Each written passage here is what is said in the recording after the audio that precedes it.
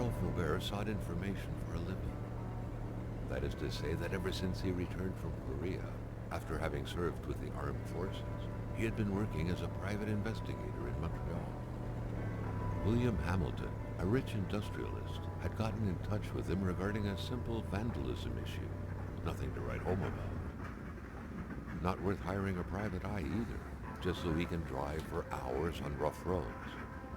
But that's how it had always been. The client pays, Carl gets it done.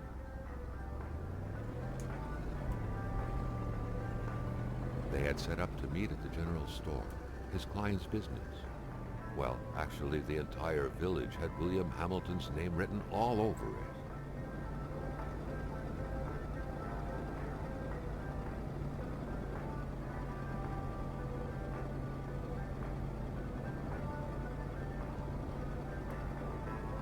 When the roads were bad, muddy, or snowed in, it was customary around these parts to close them off.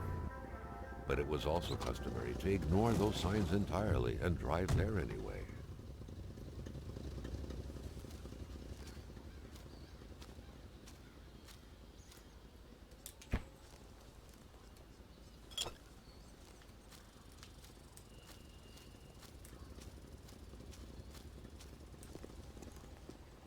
Hamilton never mentioned a road-blocking barrier. Why was it needed here in the back of Beyond? That would, however, be a mystery for another day. Carl had waited long enough for someone to come and raise it. Still not a soul in sight. There was no point in waiting any longer. Carl had to figure this one out by himself.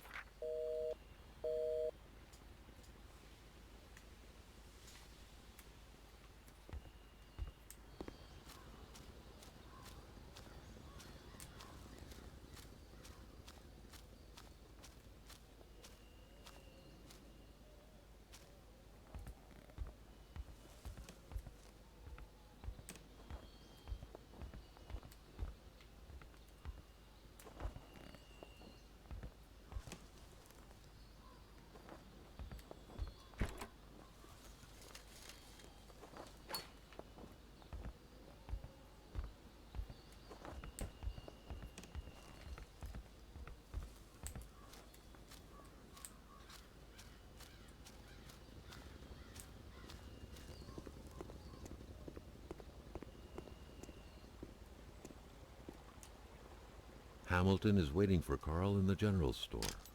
It was time for him to get down to business.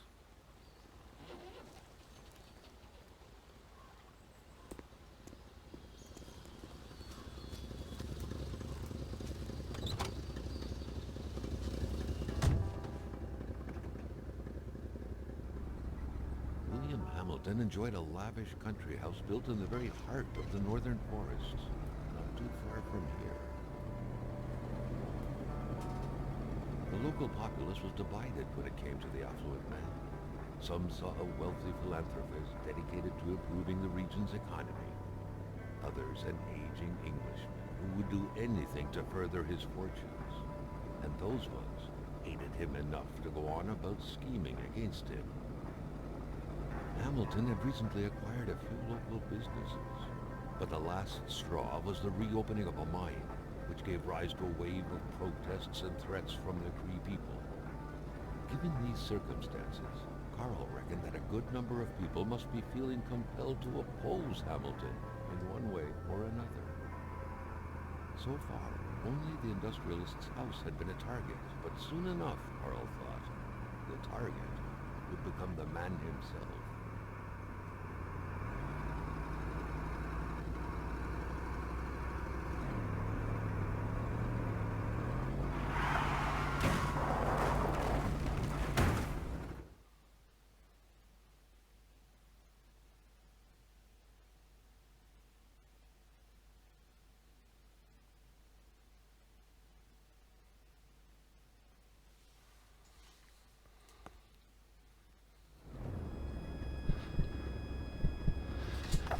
Carl needed to get out of there. The cold and the pain required urgent care.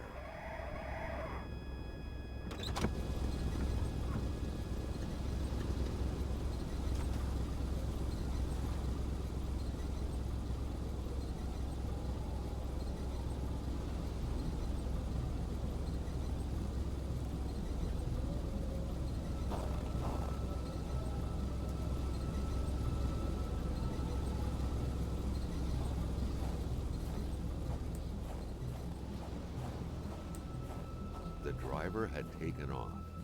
It was still best to check it out and leave nothing to chance. Carl needed help. It was a small, locked box engraved with the letters W.H. Carl thought about taking it. Nothing was to be left to chance. Such heart-wrenching Nordic poetry that was. But Carl didn't care much about flowery language.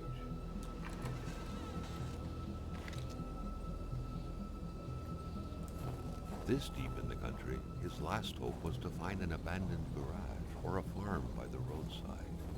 His life depended on it.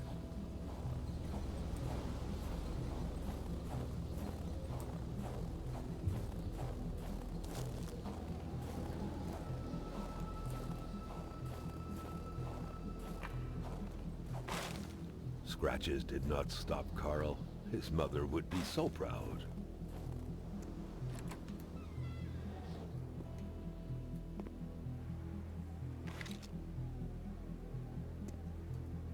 Even better than he had hoped, Carl Faubert had succeeded once more and was now on his way to new adventures.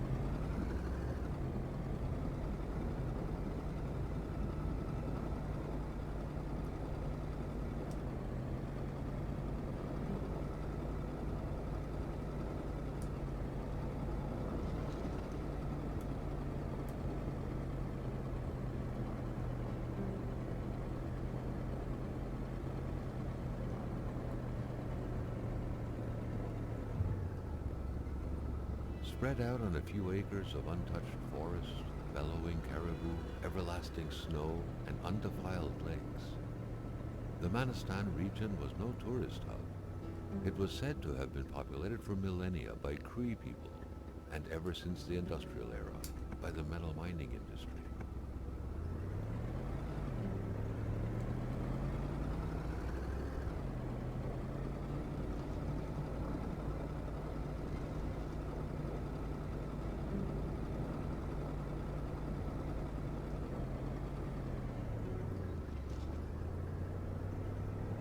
The truck was running on fumes. Good thing that the general store was close by.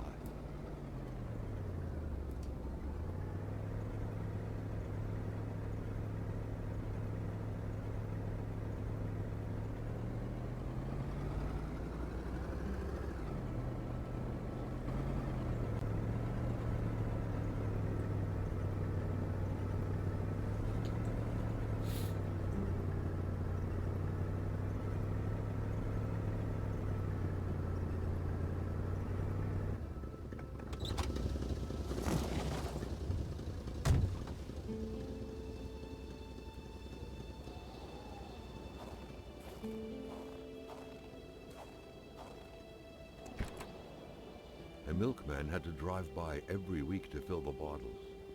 The fresh milk indicated a recent visit. Something fell to the bottom of the box.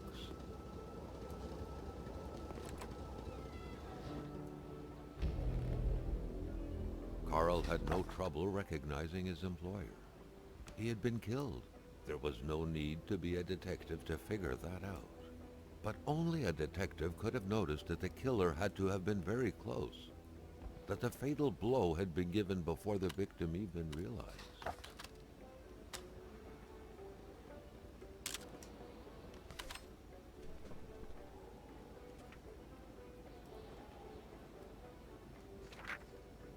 What could be inside that envelope? Carl was taken aback. He knew this address. It was said to be the address of the P.O. box for the Canadian Secret Service. An explosion suddenly occurred outside.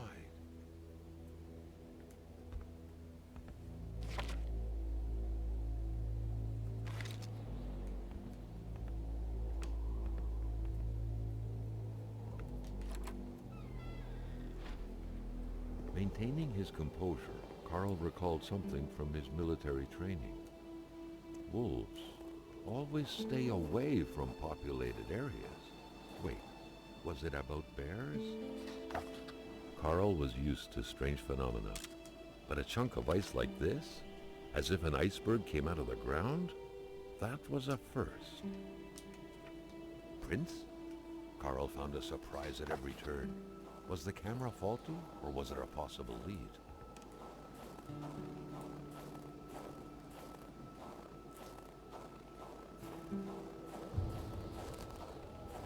Carl felt that the store and its surroundings still held their secrets, and he didn't like to miss out.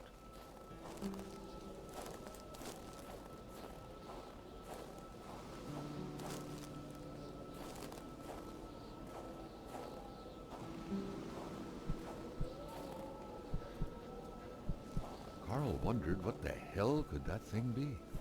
It looked like a man fossilized in ice.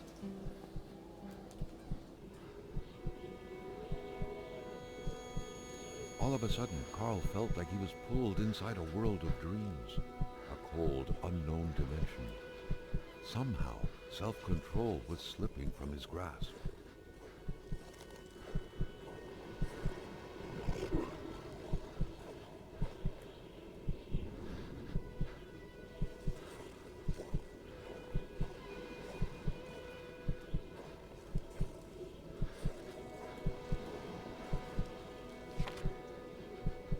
To all appearances, this was a hunting log. Better yet, a war diary.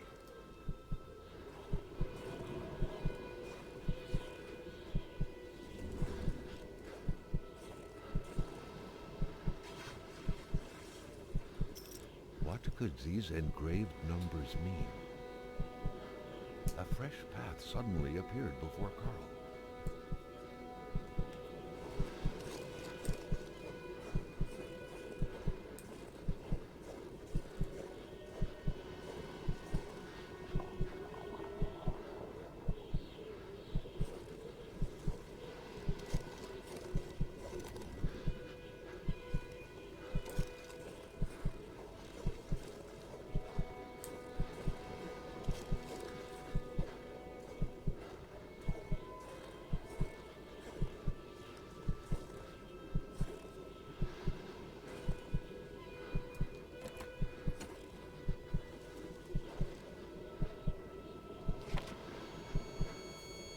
Had that feeling you get when you immerse your frozen hands in hot water.